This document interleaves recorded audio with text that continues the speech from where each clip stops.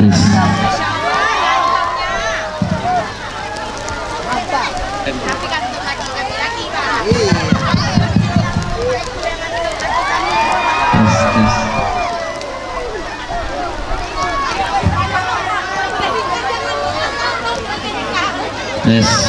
tes, tes.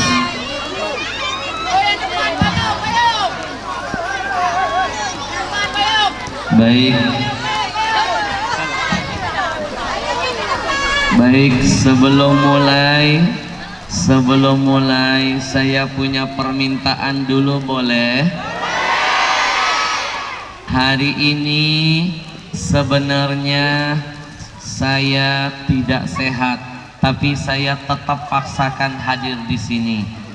Suara saya mendadak hilang karena kemarin tablik akbar roadshow di Jawa Tengah. Maka nanti saya mohon kalau tausiah sudah dimulai, tutup mulut, pasang telinga, buka hati, tatap mata saya kayak hipnotis. Malam ini kita berikan yang terbaik buat Allah dan Rasul. Siap? Baik, sambutlah salam penghormatan terindah dari hati yang paling dalam. Assalamualaikum warahmatullahi wabarakatuh.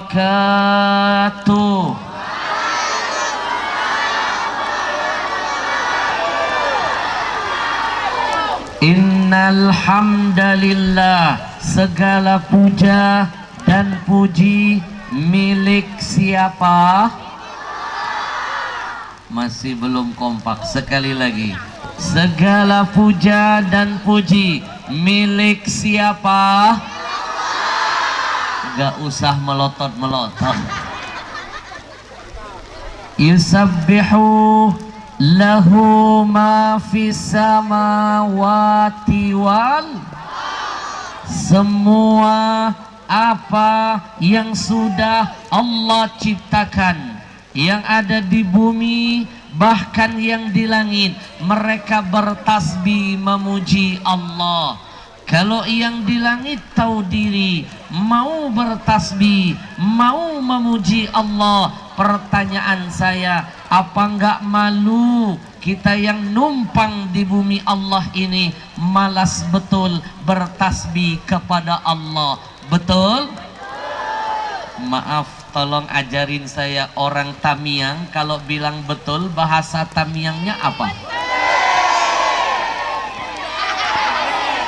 Betul.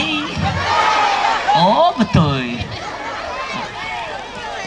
Tolong nanti ke depan ajarin saya bahasa kampung sini. Sebab agama kita yang menyuruh sampaikan dakwah itu menurut bahasa kaumnya. Betul?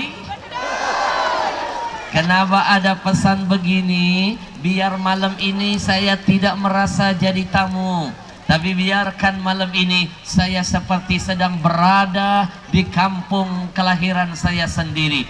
Betul? Biar malam ini saya tidak merasa jadi orang asing, tapi izinkan malam ini saya seperti sedang memandang, melihat, menatap seluruh wajah-wajah saudara saya sendiri. Betul? Anak-anakku, lihat tetesan hujan, lihat hembusan angin, dengarkan kicauan burung, bahkan setiap pohon ketika daunnya bergerak, mereka itu sedang bertasbih kepada Allah. Kalau mereka saja mau bertasbih, apa enggak malu kita manusia, makhluk Allah yang lebih sempurna dari makhluk lainnya, tapi malas bertasbih kepada Allah? Betul? Biar Allah ampuni dosa kita, biar Allah kabulkan hajat kita, biar Allah berkahi hidup kita. Kalau saya ajak semuanya, kita bertasbih dulu sama-sama, mau? Mau? Subhanallah walhamdulillah wala ilaha wallahu akbar wala haula billah. Tidak akan pernah rugi siapa yang sering ingat Allah. Bapak Ibu, saya kasih contoh. Kemarin di Palu ada musibah namanya tsunami, dilanjutkan dengan gempa bumi, lalu diakhiri dengan likuifaksi. Mak-mak tahu likuifaksi? Buminya terbelah-belah, kedalaman tanahnya sampai 15 meter. Tanahnya hidup, menghisap semua benda yang ada di atasnya. Mobil dihisap, rumah dihisap, motor dihisap, mak-mak apalagi terhisap. Setelah dihisap, dihimpit oleh tanah, lalu di blender oleh tanahnya. Diprediksi di Palu sana ada 30.000 nyawa masih belum ditemukan jasadnya. Sekali lagi saya ulangi, 30.000 nyawa belum ditemukan jasadnya. Oleh karena itu saya belum siap dipanggil ke Palu.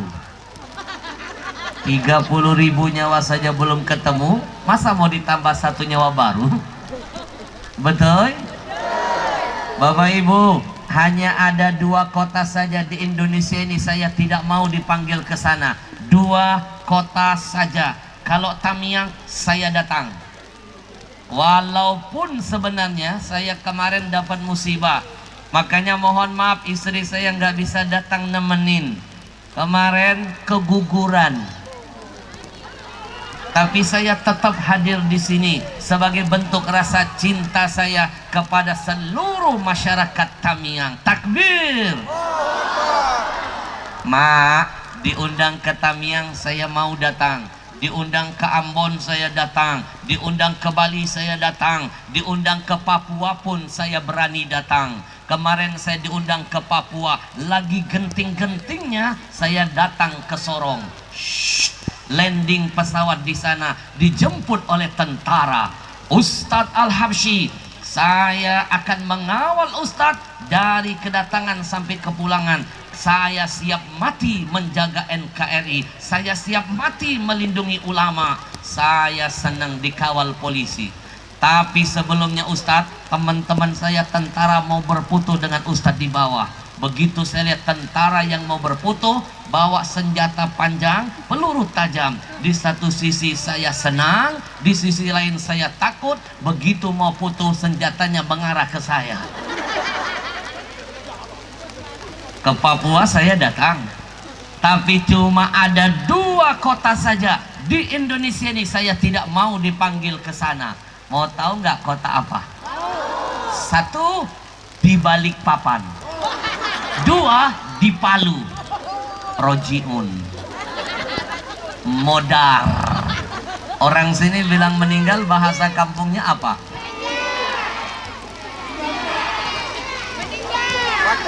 Meninggal. Oh, meninggal.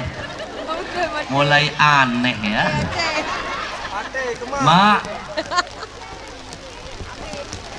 di Palu mencekam. Sampai-sampai ada teman saya anggota dewan sampai berkata, Ustadz, kalau Ustadz pernah lihat film barat yang menceritakan tentang dahsyatnya kiamat, itu belum seberapa dengan musibah di Palu yang kami lihat dengan mata, mengerikan, mencekam, begitu dahsyat. Bu, sampai-sampai orang Palu beranggapan bahwa hari itu sudah kiamat. Karena waktu itu musibahnya hari apa? Orang Palu sadar bahwa kiamat kata Nabi tidak akan datang kecuali hari apa? Ngomong-ngomong ini hari apa? Berarti kita masih aman. Alhamdulillah. Tapi ada yang aneh loh, ada satu kampung di Palu sana, satu kampung sedikit pun tidak terasa gempa. Kampung itu tidak terkena tsunami. kampung itu tidak ada likuifaksi, masyarakatnya dilindungi oleh Allah. Padahal kampung itu hanya selisih berapa rumah dari kampung yang rata dengan tanah. Tahu kenapa kampung itu dijaga oleh Allah? Jawabannya, kampung itu sering bikin maulidan, kampung itu sering bikin pengajian, kampung itu sering zikiran, kampung itu sering baca salawatan. Gara-gara kebaikan itu Allah jauhkan dari bencana, Allah selamatkan dari musibah. Maka kita mohon dulu kepada Allah di saat malam ini, mudah-mudahan acara ini menjadi penyelamat pelindung kita dari murkanya Allah. Amin ya rabbal. Allahu akbar, Allahu akbar, Allahu akbar, Allahu akbar, Allahu akbar, Allah. Jangan main-main. Allah sekarang lagi sensi dengan Indonesia. Anak muda pasti tahu sensi, sensitif. Kemarin nenek-nenek dengar ceramah saya bingung. Ustadz, sensi itu apa? Saya bilang sensitif. Oh, tapi ada nenek di sebelahnya angkat tangan. Ustadz, saya lebih gaul. Jangankan sensi, baper paham. Ternyata yang sebelah nenek milenial. Anak-anak tahu nggak Allah lagi sensitif dengan Indonesia? Saya kasih contoh. Berani bikin maksiat terang-terangan, Allah jawab dengan musibah. Satu kali kita bangga bikin dosa, Allah jawab dengan tsunami, Allah jawab dengan gempa bumi, Allah jawab dengan bencana. Betul? Nih jujur ya, bapak-bapak, ibu-ibu, sampai sekarang saya masih trauma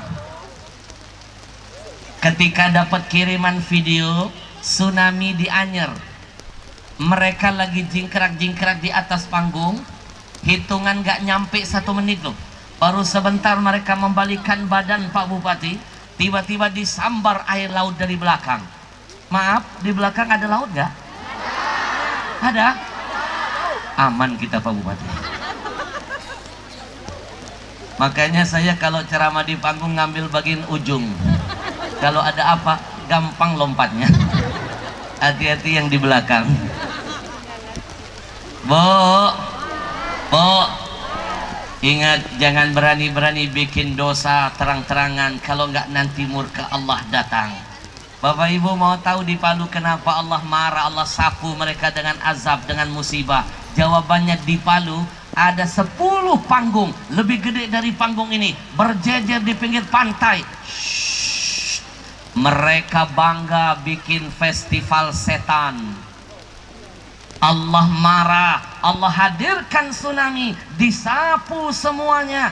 Dan begitu ditemukan jasad-jasad mereka yang bangga bermaksiat itu, ternyata tubuh-tubuh mereka ditemukan dalam keadaan telanjang bulat. Di dunia sudah Allah hinakan, apalagi di akhirat sana. Na'udzubillah min. Ayo, secara logika nggak mungkin loh mereka pakai celana jin.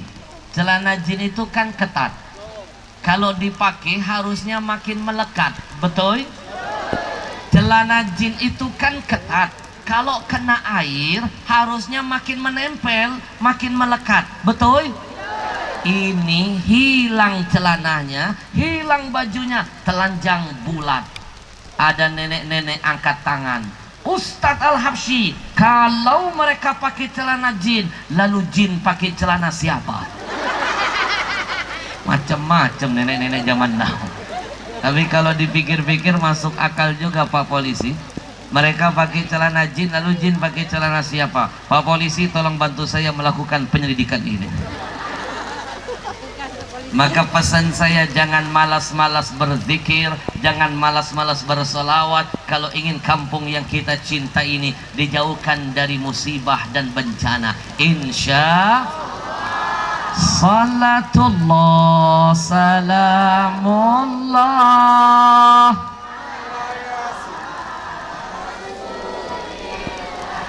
salatullah ala Yasin. Mulai dari Nabi Adam sampai Nabi Isa. Coba simak baik-baik, kalau kita panggil nama nabi-nabi itu, jawabannya semua sama, hanya alaihi salam saja. Betul? Kita buktikan sama-sama yuk. Saya sebut nama nabinya, bantu saya jawab alaihi salam. Nabi Allah Adam, Nabi Allah Nuh, Nabi Allah Ibrahim, sampai Nabi Isa, semua sama. Jawabannya cuma alaihi salam saja.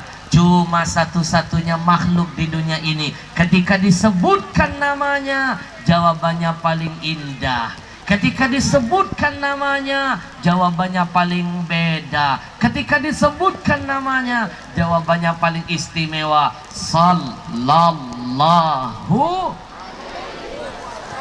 Satu kali Bapak Ibu baca istighfar, cuma satu dosa yang dihapuskan. Tapi kalau satu kali baca salawat, 10 dosa dihapuskan, 10 pahala ditambahkan, 10 derajat dinaikkan. Alhamdulillah. Salatullah, salamullah,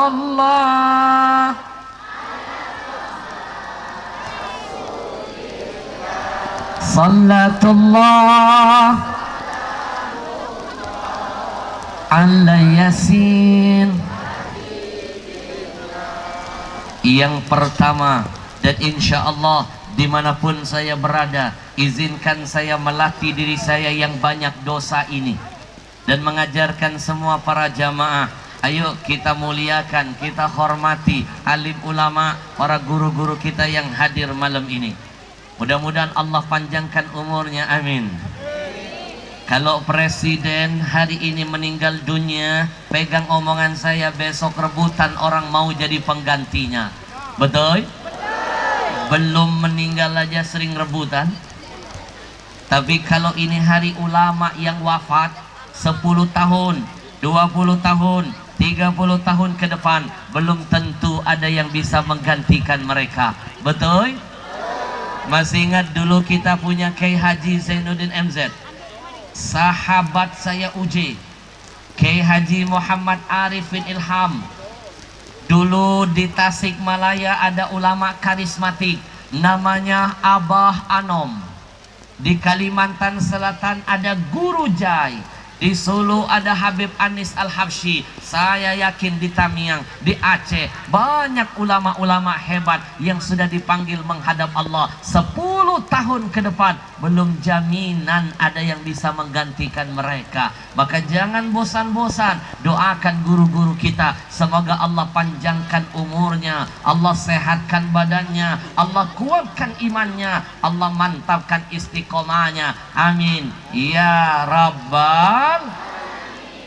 Yang saya cintai, saya hormati, dan kita doakan sama-sama, Bapak Bupati tercinta. Bapak Bupati bagi kita seperti ayah. Kita rakyat untuk Pak Bupati seperti anak. Maka saya titip pesan, jadilah anak yang soleh, biar ayah sayang dengan anak-anaknya. Betul? Karena Pak Bupati ini ayah, saya tambahin, jangan sungkan-sungkan minta duit jajan. Kita doakan Pak Bupati panjang umur, amin. Diberkahi langkahnya, amin ya rabbal. Saya jujur kagum begitu nyampe ke sini, masya Allah. Masyarakatnya meskipun hujan tidak menjadi penghalang untuk membuktikan rasa cintanya kepada Rasulullah. Ini wajah-wajah makhluk langka.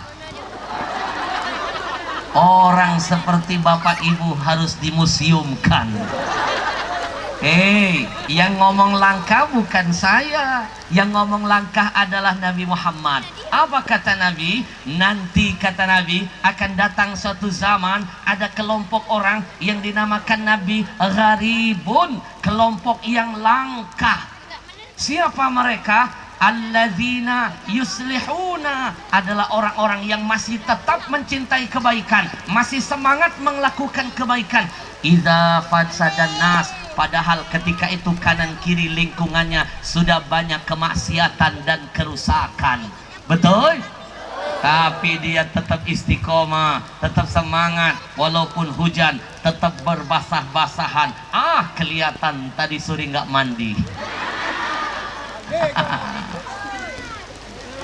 Bu, bentar, orang Aceh Tamiang kalau manggil ibu bahasanya apa? Ma, ma, ma, ma. Bersyukurlah kepada Allah. Lihat di luar-luar sana masih banyak yang lebih mementingkan nonton TV, masih banyak yang mementingkan mau duduk nggak ada urusan apa-apa, nggak ada manfaatnya. Lebih baik kita begini, duduk saja menghadiri majelis ilmu, pahalanya lebih hebat daripada 1000 rakaat sholat sunat dikerjakan. Alhamdulillah. Satu kali hadir di majelis ini mendengarkan ilmu, itu pahalanya akan mendapatkan kemuliaan dari Allah. Malaikat membentangkan sayap, mengaminkan doa kita, mendoakan kita semua. Alhamdulillah. Siapa yang keluar dari rumah, kata Nabi, man salaka tariqan, mereka melangkahkan kaki untuk menuntut ilmu, maka nanti Allah mudahkan langkahnya menuju ke surganya Allah. Kalau itu tadi pahalanya buat yang biasa-biasa aja. Lalu bagaimana kalau sudah hujan, dingin-dingin, tapi masih bertahan? Maka double pahalanya. Alhamdulillah. Salatullah ala taha, salatullah ala yasin. Yang kita hormati, kita muliakan Pak Camat dan segenap jajarannya. Mohon maaf kalau saya tidak bisa menyebut satu persatu. Hadir juga di tengah-tengah kita ada Pak Kapolsek.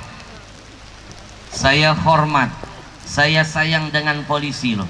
Saking hormatnya saya dengan polisi, jangankan polisi lagi bekerja, polisi tidur pelan-pelan saya lewati. Kalau saya lagi naik mobil ada polisi tidur pelan-pelan saya lewati. Kenapa? Kalau saya naik mobil ngebut, kelar hidup saya. Ada pesan buat polisi, ada pesan buat TNI. Saya dengar ada Pak Dangdim ya. Ada pesan dari Nabi, sebuah hadis. Ainani, kata Nabi, ainani, ada dua mata saja. Dua mata saja. Maaf, orang Tamiang bilang dua, bahasanya apa? Dua. Oh, berarti di sini ujungnya dikasih ya. Tiga. Oh, berarti satu. Lo nggak konsisten berarti. Mestinya kan satu, dua, tiga, empat. Giliran empat, empek. Ma, ada dua mata yang tidak akan disentuh oleh api neraka. Sudah paskah saya jadi orang sini. Tadi Pak Bupati bilang saya didoakan mudah-mudahan senang ke Tamiang dan gak mau pulang. Bahaya ini. Mak, jangan diaminkan. Karena maaf, mau tahu nggak? Ada beberapa doa kalau kita bermunajat pasti dijabah. Satu, ketika azan turun. Maaf, azan dikumandangkan. Makanya mak-mak, bapak ibu kalau lagi azan jangan ngomong, berdoa. Karena di situ langit sedang dibuka oleh Allah. Yang kedua, kapan mustajab doa? Ketika hujan turun. Maka banyak-banyak berdoa, munajat sama Allah, langit sedang terbuka, diijabah nanti oleh Allah, insya. Saya titipkan pesan buat polisi, buat TNI, dan buat kita semuanya. Ada pesan dari Nabi, ainani la tamassuhuman nar.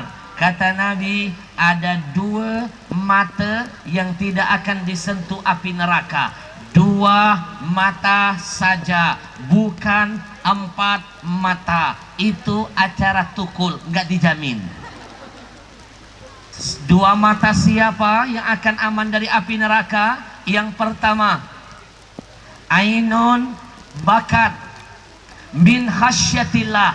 Kata Nabi, sepasang mata yang ketika malam tiba, gelap datang, dia menangisi dosa-dosa masa lalunya.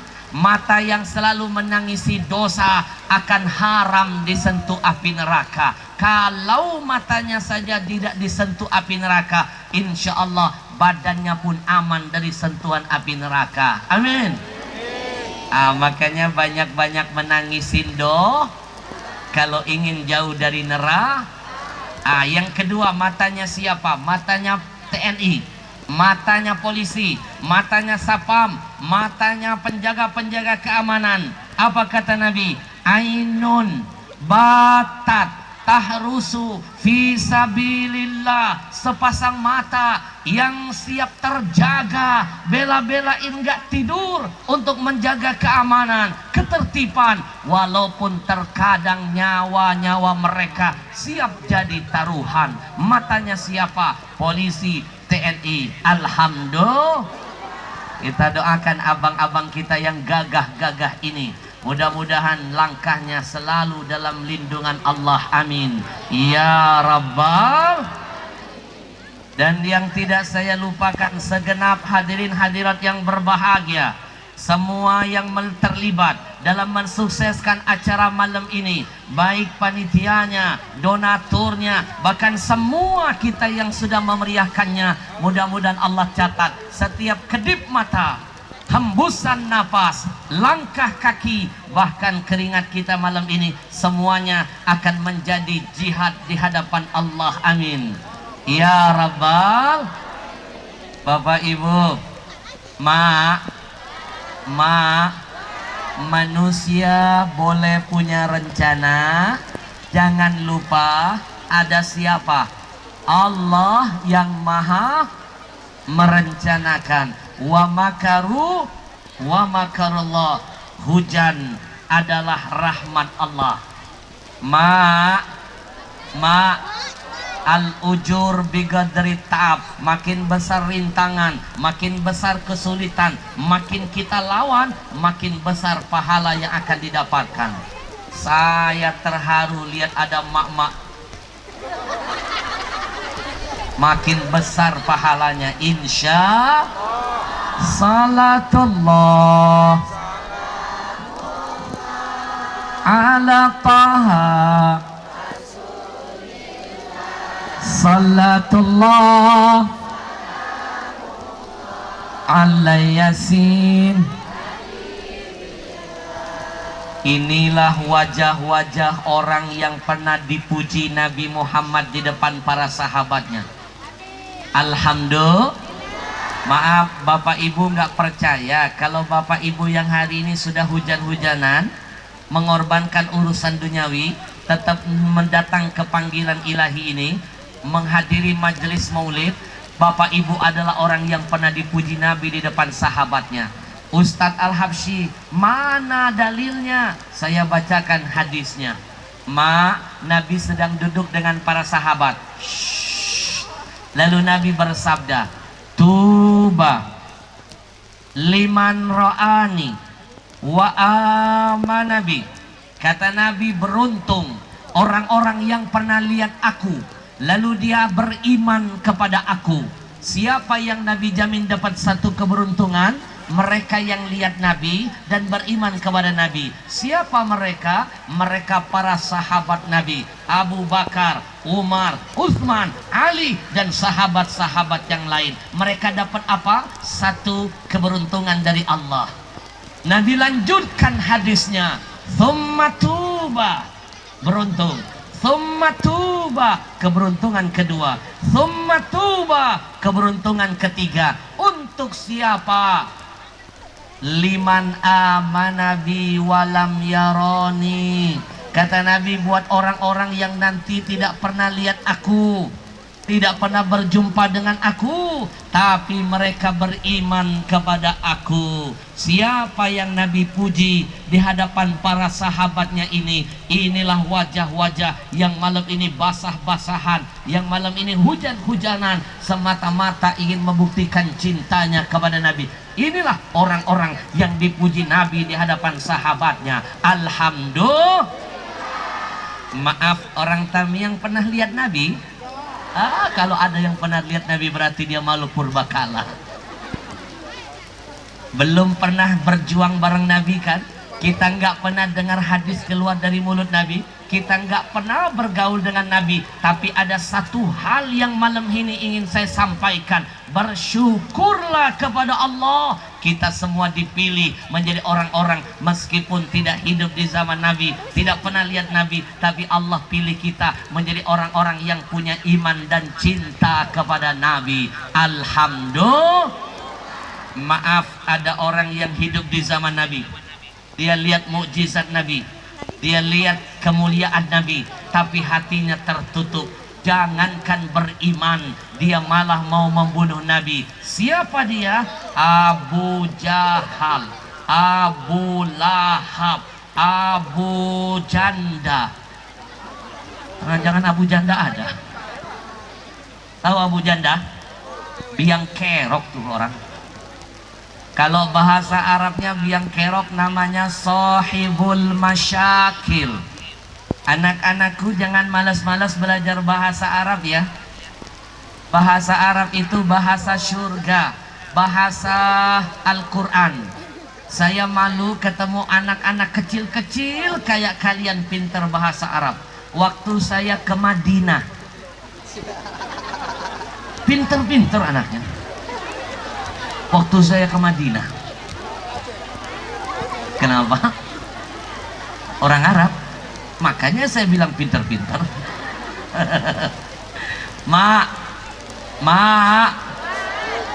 Biang kerok bahasa Arabnya sahibul masyakil. Bahasa Inggrisnya the troublemaker. Bahasa Sundanya barokoko. Bahasa Tamiang apa? Menyehok. Apa Sunda? Apa? Kalau biang kerok bahasa Tamiang apa? Hah? Apa? Biang kerok. Biang kerok. Ini planet apa sih? Biang kerok. Maka sekali lagi bersyukur Allah pilih kita menjadi orang-orang yang beriman kepada Nabi. Alhamdulillah. Salatullah salamullah ala taha. Salatullah ala yasin. Maaf, saya jadi bingung nih, kasihan yang muda. Masya Allah, Masya Allah. Allah yang balas kalian semua. Masya Allah. Saya sampai tidak sanggup berkata-kata. Rasanya pengen turun ke bawah biar hujan bersama-sama. Tapi saya nggak bawa salinan peci. Sementara besok saya harus tampil yang kedua. Mak, kalau saya besok nggak ada acara kayak di tempat lain, saya turun berhujan-hujan bersama-sama. Tapi malam ini maafkan saya. Bukan saya tidak mau menemani mak-mak karena ada sesuatu dan lain hal, tapi saya hanya bisa berdoa kepada Allah. Allah balas, Allah lipat gandakan. Yang hujan-hujan pahalanya lebih besar dari kami yang berteduh. Mak, dalam sebuah kitab pernah dicatat, inna min asbabi mudha'afatil ujur salasatun. Anak-anak dengerin, nanti di akhir tausiah saya kasih pertanyaan. Kalau bisa jawab nanti saya kasih buku plus tanda tangan.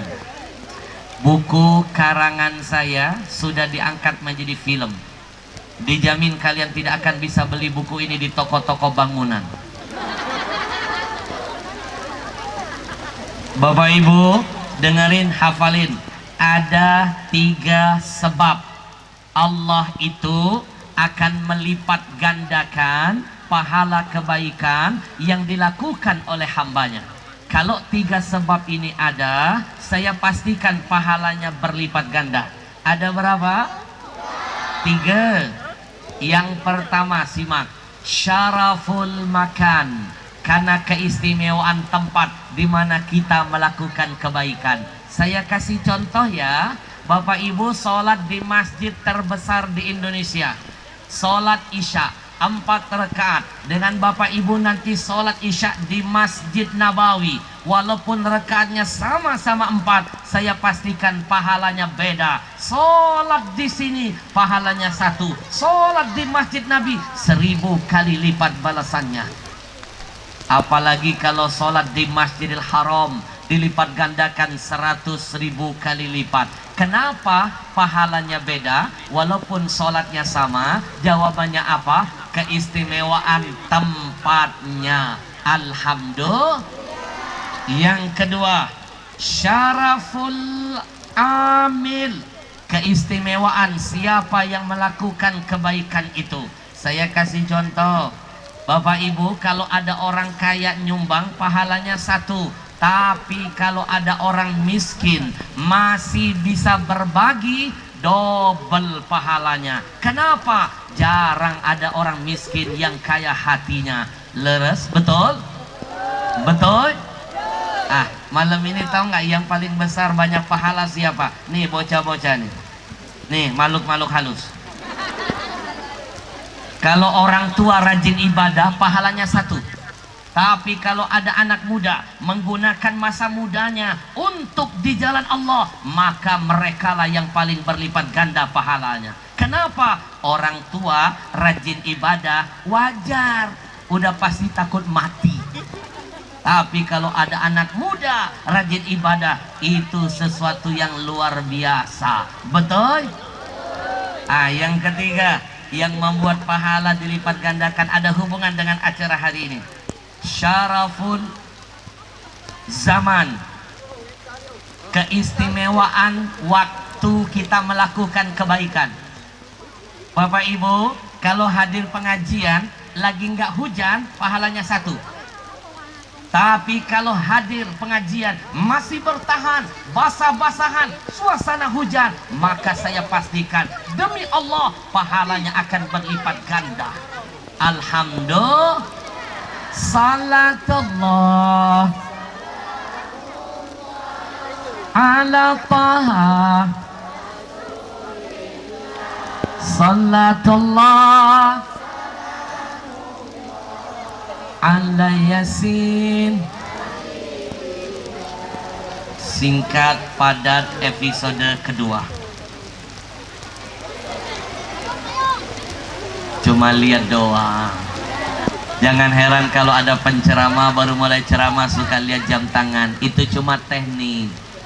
Sebenarnya dia lagi mikir abis ini mau ngomong apa. Bu, sekali lagi kita mohon dulu kepada Allah. Mudah-mudahan Allah jaga kampung kita dari musibah bencana. Amin. Ya Rabbal. Maaf, mau tahu nggak kenapa Maulid Nabi ini harus sering diadakan? Selawat kita semarakkan, karena itulah yang akan membuat azab tidak akan turun buat kita.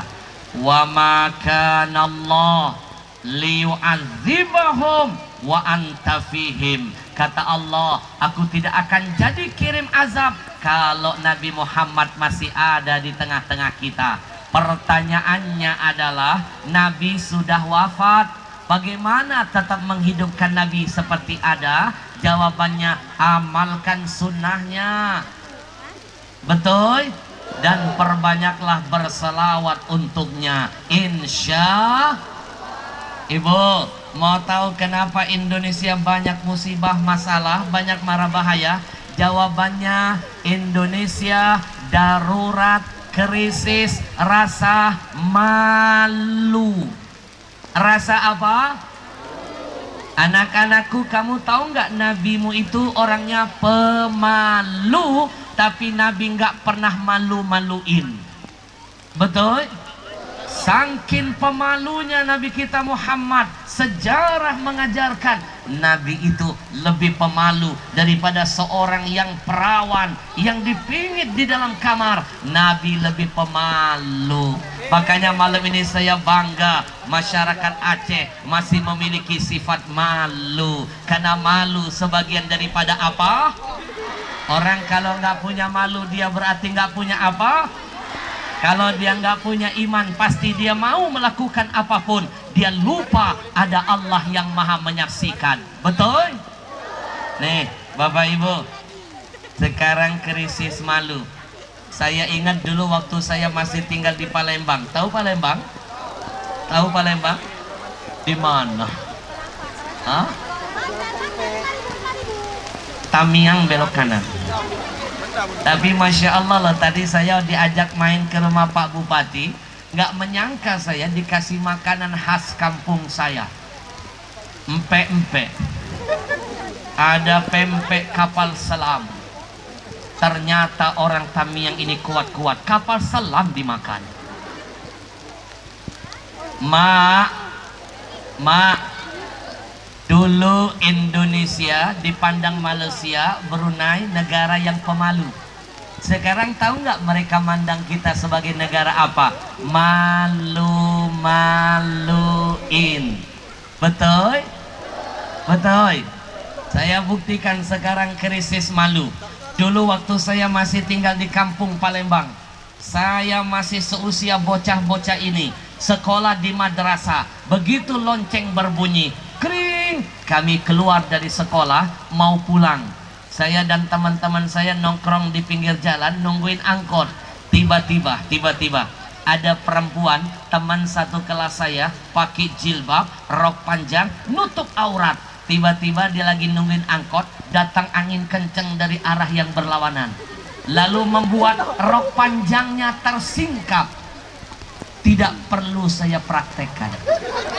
Saya tahu ada yang ngarep.com. Nenek-nenek lagi. Mak, dia berdiri di pinggir jalan, pakai rok panjang, sudah nutup aurat, lalu datang angin kencang dari arah yang berlawanan, rok panjangnya tersingkap. Mau tahu nggak apa yang terjadi? Rok panjangnya tersingkap, auratnya terlihat oleh laki-laki yang tidak dihalalkan. Mau tahu akhlak wanita zaman dulu? Mereka menundukkan kepala, meneteskan air mata. Kenapa mereka masih bisa menangis? Karena mereka masih punya sifat, mereka masih punya iman. Malu auratnya terlihat oleh orang-orang yang tidak dihalalkan. Itu wanita zaman dulu. Coba lihat wanita di ibu kota. Aduh ya Allah, nggak ada angin malah dibuka. Betul? Betul. Makanya pantas Allah marah dengan Indonesia. Na'udzubillah min. Mak, saya lihat di Indonesia ini ada dua tipe model pakaian. Lagi ngetop-ngetopnya sekarang. Satu pakaian saya namakan tipe pakaian model kurang bahan. Baju bayi dipakai mak-mak. Pusar bodong kemana-mana. Ih, najis teralalah. Udah tua bangka pakai baju anak-anak, aurat kemana-mana. Betul? Tapi hari ini saya nggak kelihatan. Kelihatan itu yang saya omongin orang Jakarta. Kalau orang Tamiang kelihatan, Masya Allah. Semua pergi pengajian pakai jilbab, ya Allah. Lagi pengajian, kelihatan wajah-wajah orang soleha. Alhamdulillah. Mak, model pertama pakai pakaian kurang bahan, aurat kemana-mana. Ada yang kedua, model pakaian kurang jahitan. Mak pernah lihat pakaian pramugari, salah satu maskapai terkenal di negeri ini. Kalau dari jauh nampak sopan ya, nampak sopan, rok panjang, kebaya. Tapi kalau sudah melangkah, belahannya dilihat haram, nggak dilihat. Mubazir dari Hong Kong. Betul? Jangan pernah meremehkan sifat malu. Sebab Nabi pernah bersabda, "Idza dhaharatil ma'asi fi ummati Kata Nabi, kalau sudah datang zamannya, masyarakatnya sudah tidak punya malu, bikin maksiat di hadapan Allah, tunggu, kata Nabi, ammahumullah azza wa jalla bi'adzabin min indi, pasti Allah akan meratakan bangsa itu dengan azab-azab yang sangat pedih. Ayo, kenapa ada tsunami? Kenapa ada banjir bandang? Kenapa ada tanah longsor? Kenapa ada gempa bumi? Kenapa ada angin topan? Kenapa ada likuifaksi? Jawabannya, Indonesia darurat krisis rasa malu. Maka sekali lagi saya bangga hadir di Aceh. Kalau kemarin saya tabligh akbar di Banda Aceh bersama Kapoldanya, Pangdamnya, Gubernurnya, dan Wali Nangro Aceh. Puluhan ribu yang hadir. Masya Allah, saya terkesan orang Aceh masih punya sifat malu. Laki dan perempuan tidak mau bercampur. Mereka cukup diarahkan satu, mereka nurut. Di tempat lain mana ada yang begitu. Betul? Kelihatan masih punya malu. Alhamdulillah. Salatullah ala taha, salatullah ala yasin. Singkat, padat episode berikutnya. Mak, doakan saya lagi menyelesaikan tulisan buku saya yang kesekian. Nanti kalau sudah selesai, saya main lagi ke sini, kita bedah bukunya, boleh? Judul bukunya mengundang tanda tanya besar. Saya kasih judul itu, saya dipanggil oleh kiai-kiai sepuh. Saya disidang. Ustadz Al-Habsyi, judul buku Anda itu menghina kemuliaan Nabi. Kami tidak setuju. Saya bilang, di mana letak penghinaannya? Judul bukunya saya tulis, Nabi dan kita bedanya sedikit. Saya dianggap melecehkan Nabi. Jangankan kita, Ustadz Al-Habsyi, itu Nabi Adam, manusia pertama, dengan Nabi saja bedanya banyak. Masa kita sedikit? Begitu saya beberkan isi buku karangan saya, kiai-kiai yang sepuh pada ketawa dan gak sabar pengen beli buku saya. Mak, judul bukunya Nabi dan kita bedanya sedikit. Tolong bantu saya, Nabi dan kita bedanya. Percaya nggak kalau itu kita dan Nabi bedanya cuma sedikit? Percaya? Masih ragu ya? Malam ini sedikit saja ya saya bocorin. Kalau saya bocorin banyak nanti alamat gak beli buku. Yang pertama, anak-anakku pasang kuping. Nabi itu sedikit betul makannya. Gak kayak kita, sedikit-sedikit. Jadi kita dan Nabi bedanya cuma, gak percaya. Nanti di buku saya dikupas bagaimana gaya makan Nabi, makanan apa kesukaan Nabi, seperti apa Nabi akhlaknya ketika berhadapan dengan makanan. Keren bukunya. Nabi itu sedikit betul tidurnya, nggak kayak kita, sedikit-sedikit. Jadi kita dan Nabi bedanya cuma, nggak percaya. Nanti diajarkan gaya tidur Nabi seperti apa, yang dilakukan Nabi sebelum dan setelah tidur apa. Keren bukunya, insya. Nabi itu sedikit betul marahnya, gak kayak kita, sedikit-sedikit. Jadi kita dan Nabi bedanya cuma, gak percaya. Mak, nanti diajarkan bagaimana teknik Nabi kalau meredam marah. Keren bukunya. Kalau saya kupas malam ini nggak akan selesai 1 bulan, Pak. Maka nanti 1 poin saja malam ini saya sampaikan. Nabi itu sedikit-sedikit senyum. ketemu dengan sahabat senyum, ketemu dengan musuh sekalipun senyum, sedikit-sedikit senyum, sedikit-sedikit senyum. Gak kayak kita, ketemu orang tua, ketemu guru, ketemu yang lebih tua senyumnya cuma. Jadi kita dan Nabi bedanya cuma. Mak mau tahu nggak gaya senyum sedikit seperti apa? Nggak enak lihat wajahnya, nggak enak. Coba begini, saya praktekkan. Gaya senyum sedikit. Nggak enak kan? Nggak enak kan? Nabi itu sedikit-sedikit senyum. Idza takallama tabassama. Kalau Nabi mau mulai dengan ucapan, beliau awali dengan sebuah senyuman. Salatullah ala Taha,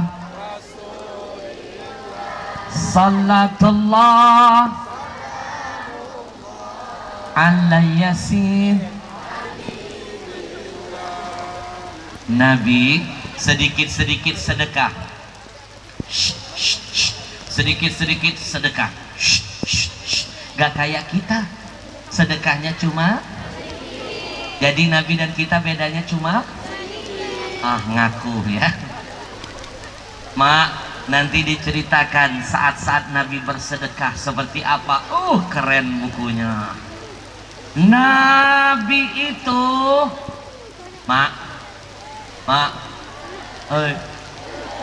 Nabi itu sudah dijamin masuk surga loh. Orang pertama yang akan mengetuk pintu surga. Maaf, dalam riwayat surga tidak akan terbuka pintunya sampai malaikat mendengar ada ketukan tangan Nabi.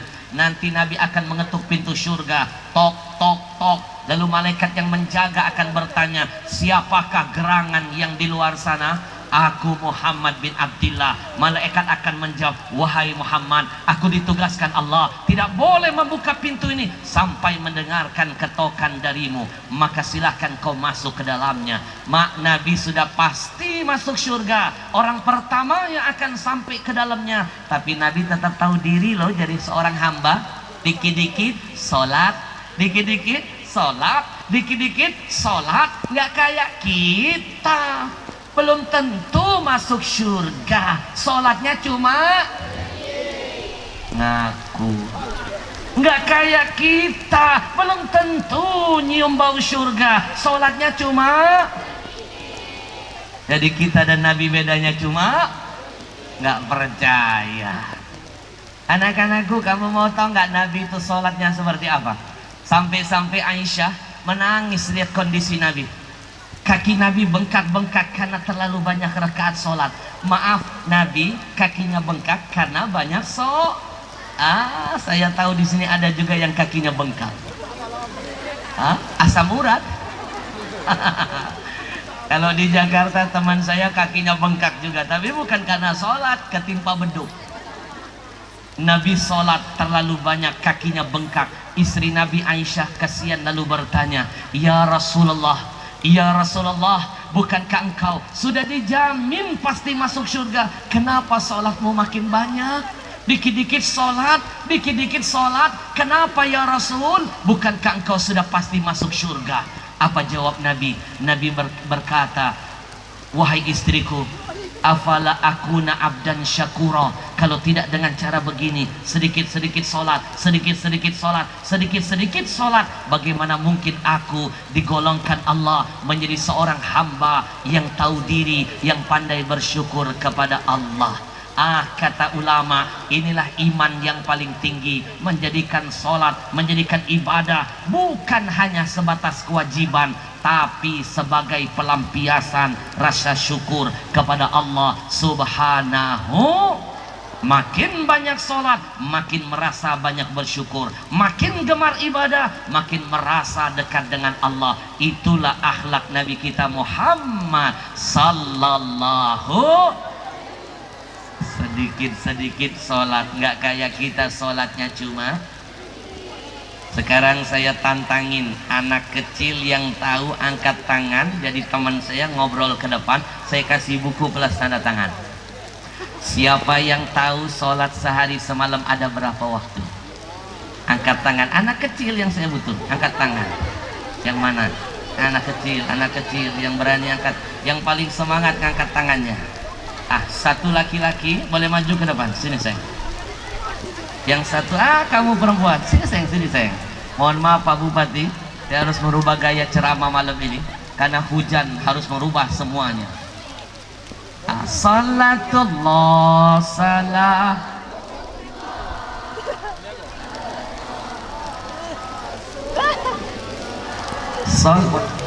Salatullah salamullah